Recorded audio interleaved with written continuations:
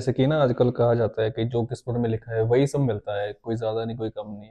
तो ये सिर्फ़ बाकी चीज़ों का क्या मतलब है, जो रेमेडी वगैरह होती है, क्या स्ट्रगल करने का क्या मतलब है उस चीज़ का? देखिए ऐसे है, ये ना जो किस्मत वाली बात बोली जाती है, जी सर। ये एक लोगों के लिए एक बड़ी एक्सक्यूज़ बनी हुई है कि अगर तो लाइफ में सक्सेसफुल नहीं हुए, तो वो सिंपली ये किस्मत में नहीं था। जी सर, बिल्कुल अगर बोल देते हैं। वो कोई बंदा राइज़ कर गया, उसकी किस्मत है। उसकी किस्मत बोल देते हैं। ये एक बहाना-सा बना हुआ है।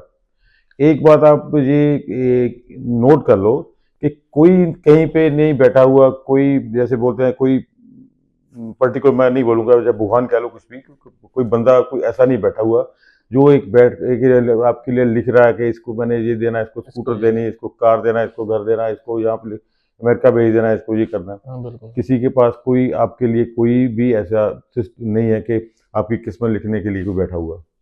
हुँ, ठीक है, ये ठीक तो है। सब बहाने हैं।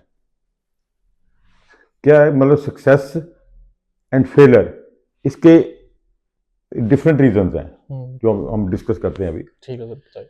हाँ, एक बात के लिए से मैं आपकी सहमत हूँ, जो किस्मत आप बोल रहे हो ना, किस्मत की डेफिनेशन क्या है? आम लोगों की यही डेफिनेशन लिखा हुआ, ये लिखा बोलते हैं हुआ लिखा जो है, हुआ, बिल्कुल। कहीं लिखा लुखा हुआ होता नहीं। किस्मत मीन कि एक आपका, इसको हम कह सकते हैं कर्मा थ्योरी। कर्मा का देखो मतलब है, आपने जो भी अपनी लाइफ में आप दिन भर में कितने अपनी एक्टिविटीज होती हैं, कितने लोगों के साथ कैसे बिहेव करते हो, हुँ, तो जो आपका ये सारे का सारा डाटा है ना, वो कहीं लिखा नहीं हुआ, वो आपके अंदर ही है, आपके सबकॉन्शियस के पास लिखा हुआ है। आपका बिल्कुल। ये वाला बर्थ, आपकी ये वाली जो आपकी जो प्रेजेंट जो सिचुएशन है, जो पोजिशन है, ये क्यों हुई, आप इस दुनिया में आप जिस भी लेवल पे बैठे हुए, वो आपके पास्ट कर्मा के कारण, वो आपकी जो पास्ट आपकी जो डाटा था उसके मुताबिक उसने जो डिसाइड किया, वहां पे आपका बर्थ हो गया। अकॉर्डिंगली आपने सर्वाइव करना शुरू कर दिया। बिल्कुल। और आगे आपने कहाँ जाना है, आपकी कैसे कहाँ पे आपकी मतलब फ्यूचर में क्या होने वाला है, वो सारे का सारा डाटा आपके सबकॉन्शियस में है। उसी ने डिसाइड करना है कि आगे आपको कहाँ लेके जाना है, तो कहाँ आपकी नेक्स्ट फ्यूचर क्या होगा। हुँ, बिल्कुल। वो आपकी वो ये जो डिसाइड करना है, ये आपके सबकॉन्शियस ने करना है। इसको बोलते हैं कर्मा थ्योरी। जी no sir. Body can change, इसको कोई बदल नहीं सकता। जो आपने कर्मा किए हुए हैं, हाँ। उसका रिजल्ट अकॉर्डिंगली वो आपको, क्योंकि वो आपके हाथ में नहीं है। आपका बर्थ आपके हाथ में तो नहीं होता, काम भी हो सकता है। हुँ, आज बिल्कुल। एक बंदा बड़ी अच्छी पोजीशन पे बैठा हो, मतलब वो कोई रूलर हो, कुछ भी हो, कोई एडमिनिस्ट्रेटर हो, जब उसकी डेथ हो जाती है, उसका रीबर्थ अगर, चलो उस कंट्रोवर्सी में नहीं जाएंगे, बर्थ रीबर्थ में, अगर उसका बर्थ होगा कहीं, अगर हो बर्थ उसका, तो उसके हाथ में तो नहीं ना। कल को जाके वो एक सड़क पे एक झुग्गी झोपड़ी में वो पैदा हो जाए, हाँ। वो उसके पैदा होते हैं उसके मुंह में मक्खियां चली जाएंगी। हुँ, कल वो तो दुनिया पे रूल कर रहा था। ये चीजें तो आपके हाथ में नहीं ना। ये जी नहीं है। डिसीजन कहाँ होने हैं, ये सबकॉन्शियस में होने हैं। ये यूनिवर्स ने लेने हैं, ये डिसीजन जो होते हैं, ये डिसीजन आप नहीं ले सकते। आपने तो जो अपने कर्म किए हैं, वो आपका वो जो डाटा जो उसके अकॉर्डिंग वो अपने आप वो डिसाइड हो जाएगा कि आपने किसका प्लस माइनस कहाँ पे है, अकॉर्डिंगली आपका बर्थ होगा। जी, मतलब कि सर ये भी बोलते हैं ना लोग कि हमारी किस्मत में प्लैनेट्स का रोल होता है, ग्रहों चक्कर का कोई रोल होता है, वो सब चीज़ें क्या है सर? एग्जैक्टली होता है। हुँ, देखो, एक बेबी बॉर्न हो रहा है, अगर वो बेबी अगर किसी गर्म क्लाइमेट में पैदा होगा, किसी गर्म क्लाइमेट वाली कंट्री में पैदा होगा, उसकी कंप्लेक्शन डार्क होगी। ओके। किसी ठंडे, किसी मतलब कोल्ड वेदर क्लाइमेट वाले एटमॉस्फेयर में उसका बर्थ होगा, हुँ, तो उसकी कंप्लेक्शन फेयर होगी। हुँ, क्लाइमेट का इसके ऊपर इम्पैक्ट आ गया ना। आ गया, आ गया। ठीक है ना। सेम भी क्या होता है, जो प्लैनेट्स होते हैं उनकी अपनी एक वाइब्रेशन होती है, उनकी अपनी फ्रिक्वेंसीज होती हैं। उस टाइम पे कैसे कॉम्बिनेशन बने हुए थे, क्या था? अकॉर्डिंगली क्या है कि बंदे का उसका इम्पैक्ट आएगा बंदे के स्वभाव के ऊपर।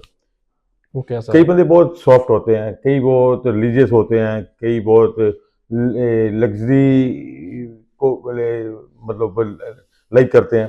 तो सर एक और बात है, जैसे बोलते हैं कि बंदा मतलब कि साँस भी नहीं लेता खुदा की मर्ज़ी के बिना, तो ये भी क्या कुछ चीज़ होती है मतलब क्या? हम्म। देखो, सबसे मेन इशू ये है कि लोग सिर्फ डरते ही मौत से हैं।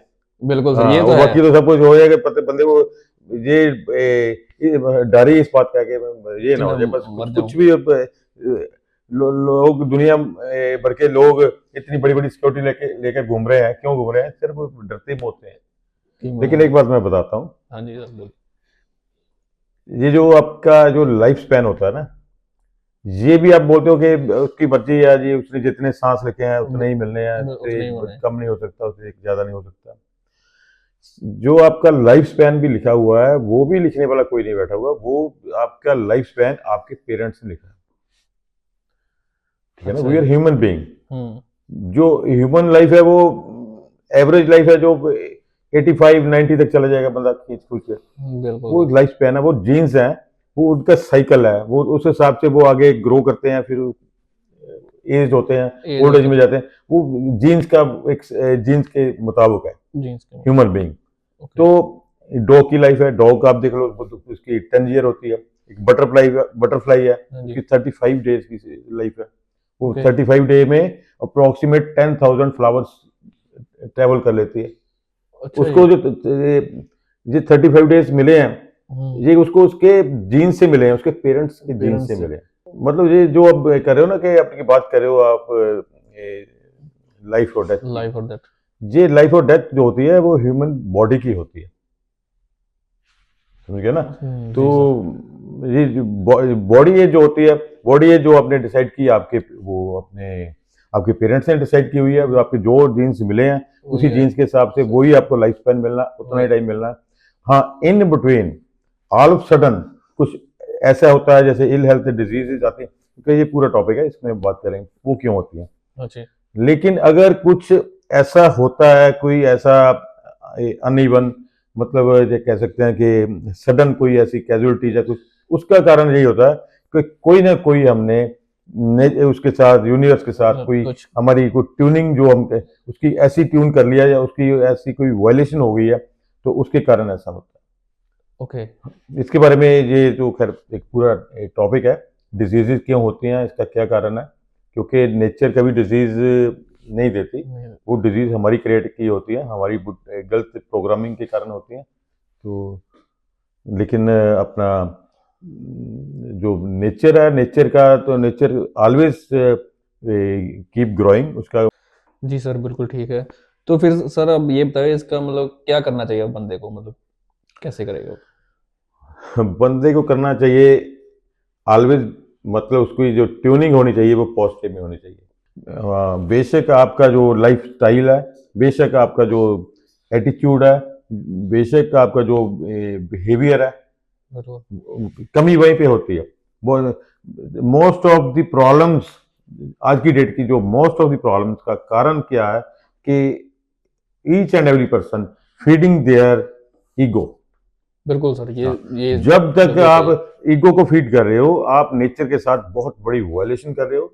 और जो बंदा ईगो के साथ, ईगो को फीड कर रहा है, मतलब ही नहीं है, फिर आप एक्सपेक्ट कर ही नहीं सकते उसको। आप, हाँ, ईगो वाला ये नहीं हो सकता कि वो बहुत खुश रहेगा, वो ईगो को फीड करने में खुश है। खुशी और आनंद, हमने पहले ही बात की थी, बिल्कुल। वो आनंदित नहीं होगा, खुश हो सकता खुश है। हो जाएगा, दूसरे, आनंद हाँ, नहीं खुश होगा। होगा कि मैंने दूसरे को नीचे गिरा दिया, नीचे करा दिया। लेकिन वो आनंदित नहीं होगा। आनंद एंड खुशी डिफरेंट है। अगर आपने आनंदित होना है तो उसके लिए आपको ईगो को छोड़ के छोड़ना ही पड़ेगा। छोड़ना जो बंदा पड़ेगा। ईगो को फीड करेगा, तो फिर वो काफी ये तो टॉप, काफी डिटेल में जाना पड़ेगा, इसके बारे में फिर बात करें।